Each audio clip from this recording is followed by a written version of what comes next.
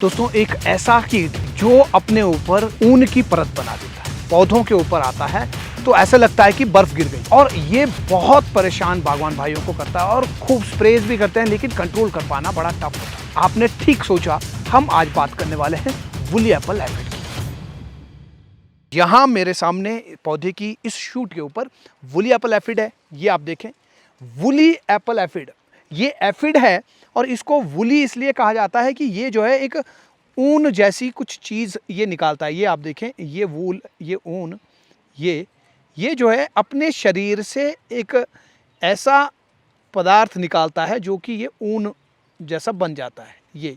लेकिन असल में ये एक कीड़ा ही तो है। यहाँ आप देखेंगे, ये आप देखें, ये है, ये देखो टांगे ला रहा है, दिख रहा है क्या कैमरे में? टांगे दिख रही है ये।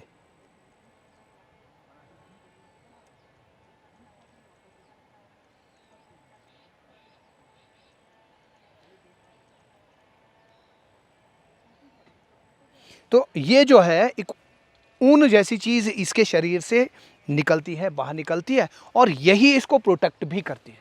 और बागवान भाई इसको कंट्रोल करने के लिए खूब सारा छिड़काव इंसेक्टिसाइड का करते हैं और भी कई चीज़ों का करते हैं, लेकिन वुली एफिड रुकता नहीं, कंट्रोल नहीं होता है। और कंट्रोल नहीं होने का जो कारण है बड़ा, वो कारण ये है कि ये इंसेक्ट कम मात्रा में और अंदर होता है और बाहर से मोटी परत, लगभग आधा इंच की मोटी परत जो है ऊन की होती है। तो होता क्या है, जब आप छिड़काव करते हैं तो जो छिड़काव आपने इंसेक्टिसाइड का किया है वो छिड़काव ऊन के ऊपर ही रह जाता है, वो बाहर ही रह जाता है, इंसेक्ट तक वो पहुंचता नहीं है। तो आपको क्या करना है, इसके छिड़काव के समय में स्प्रेडर का भी आपको यूज़ करना है, और साथ ही साथ अगर टारगेट स्प्रेस करेंगे, जहां जहां आपको दिख रहा है वुली एफिड वहीं वहीं उसका छिड़काव करेंगे तो ज़्यादा अच्छे से छिड़काव होगा। नहीं तो अमूमन क्या करते हैं लोग कि इंसेक्टिसाइड सस्ता मिलता है तो उसको जो है ड्रम के अंदर ही डाला, फंजीसाइड के साथ ही उसका छिड़काव कर दिया। अब जबकि वुली एफिड अगर है आपके बगीचे में तो एक आध पेड़ में होगा। मैं जिस ब्लॉक में अभी हूँ, M9 ब्लॉक में, यहाँ पर 2-3 पेड़ ऐसे जहाँ पर वुली एफिड है, तो कोई ज़रूरत नहीं है। इतना सा अगर है तो हम तो इस पर कोई छिड़काव करने ही वाले नहीं है। इसके लिए जो है, इसको खाने के लिए बथेरे बगीचे के अंदर प्रेडेटर्स होंगे, उनके लिए थोड़ा सा खाना मिलेगा। नहीं तो उनको जब खाना नहीं मिलेगा, बगीचे में वुली एफिड है ही नहीं है, तो हमारे जो मित्र कीट है वो कहाँ जाएंगे? वो कहाँ जाएंगे वो खाना खाने? उनको कहीं बाहर निकलना पड़ेगा या फिर वो भूखे मर जाएंगे। तो छोटा मोटा वुली एफिड आपके बगीचे में है तो आपको उसके लिए इंसेक्टिसाइड का छिड़काव करने की ज़रूरत नहीं है। वो आपके पेड़ को या आपकी फसल को वो नुकसान पहुंचाने वाला नहीं है। अगर आपको लग रहा है कि बगीचे के अंदर ठीक ठाक काफ़ी सारे पेड़ों में है तो भी आप जो है टारगेटेड स्प्रे करें, और कोशिश करें कि इसको कंट्रोल करने के लिए आप HMO का छिड़काव 2 लीटर प्रति 200 लीटर पानी में मिला करके इसका छिड़काव करें, जिसको कि आप ऑर्गेनिक फार्मिंग में भी यूज़ कर सकते हैं, नेचुरल फार्मिंग में भी आप उसका यूज़ कर सकते हैं। तो वो जो है, एक तो मित्र कीटों के लिए नुकसानदायी नहीं है, और दूसरा ये कि वो जो है एक ऐसी लेयर बनाता है कि वो सफोकेट करके इसको मारता है, और अंडे होंगे तो अंडे को ही ख़त्म करेगा। और एक चीज़ है कि आपको अगर वुली एफिड को रोकना है तो इसके लिए आप जो है स्टिकी बैंड्स का ज़रूर प्रयोग करें। स्टिकी बैंड क्या करते होते हैं? स्टिकी बैंड जो है, नीचे तने से 6 इंच ऊपर आपको आप एक टेप बांध सकते हैं। चौड़ी टेप हो, 4-5 इंच चौड़ी टेप आपने बांधी, और उसके ऊपर आपने ग्लू लगा देना है। हमारे यहाँ पर कायल का जो पेड़ है उससे जो सैप उसका निकलता है, जिसको हमारे यहाँ लोकल लैंग्वेज में खलजा कहते हैं, मेरे यहाँ खलजा कहते हैं। आप क्या कहते हैं ज़रा कमेंट बॉक्स में ज़रूर बताएं क्या कहते हैं। तो वो आपको जो है उसके ऊपर लगाना है। कोई सा भी टेप, आप पेटी में लगाने वाली टेप आप ले लीजिए, वो आपने नीचे लगा दी, उसके ऊपर आपने वो ग्लू लगा दिया, या फिर ऑनलाइन आप खरीदेंगे तो आपको ऑनलाइन भी मिल जाएगा। तो ये स्टिकी बैंड आपने या खुद बनाया या फिर आपने ऑनलाइन ही खरीदा, और वो आपने नीचे तने के पास आपने लगाया मिट्टी से 6 इंच ऊपर, और उसको पूरी तरह से बिल्कुल पैक कर देना, बाहर से ग्लू लगाया।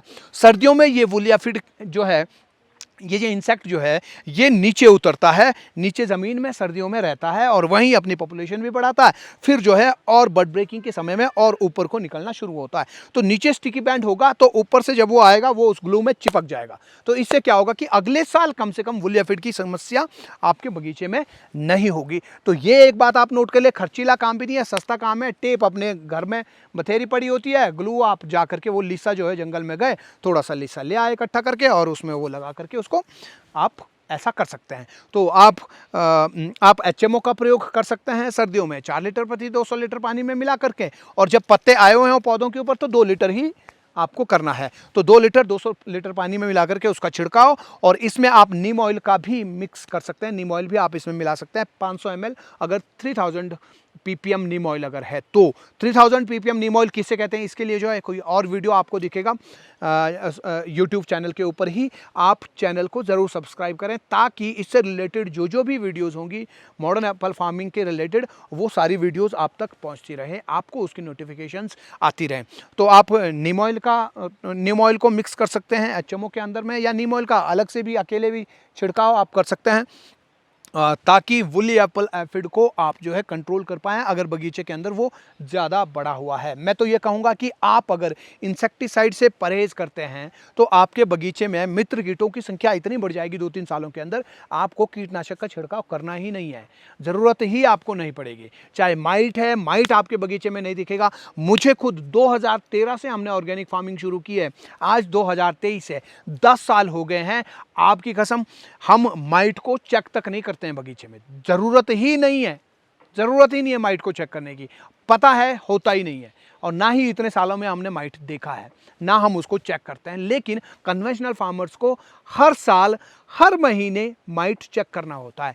मई में माइट की टेंशन शुरू होती है, मई में भी, जून में भी, जुलाई में भी, अगस्त में भी, सितंबर में भी, अक्टूबर तक जो है माइट चेक करते रहते हैं। और माइट जब ज़्यादा हो जाता है तो फिर उसके बाद फंगल डिजीज़ भी आती हैं, अल्टरनेरिया और मार्सोनिना या स्कैब, और जिसकी वजह से डिफोलिएशन हो जाता है, और फिर कलर भी फ्रूट के ऊपर नहीं आता। कितनी बड़ी समस्या इंसेक्टिसाइड के यूज़ करने के कारण है। अगर आप उसको कम करते हैं, टारगेट स्प्रे आप करें, तो फिर आपके बगीचे में प्रेडेटर्स की संख्या बढ़ेगी, और वुली एफिड है या फिर माइट है, वो अपने आप नेचुरल तौर पर ही वो अंडर कंट्रोल उसकी पॉपुलेशन रहेगी। लेकिन इसको समझने की ज़रूरत है, और समझने के लिए खेतियारी ऐप को तुरंत डाउनलोड करें। 14,000 से ज़्यादा लोगों ने ऐप को डाउनलोड किया है और उसके ऊपर फार्मिंग सीख रहे हैं, मॉडर्न फार्मिंग सीख रहे हैं। वीडियो आपको कैसा लगा कमेंट बॉक्स में ज़रूर बताएं। आपसे मिलेंगे अगली वीडियो में, तब तक के लिए बागवानी पढ़ो फिर आगे बढ़ो। नमस्कार, जय हिंद, जय भारत।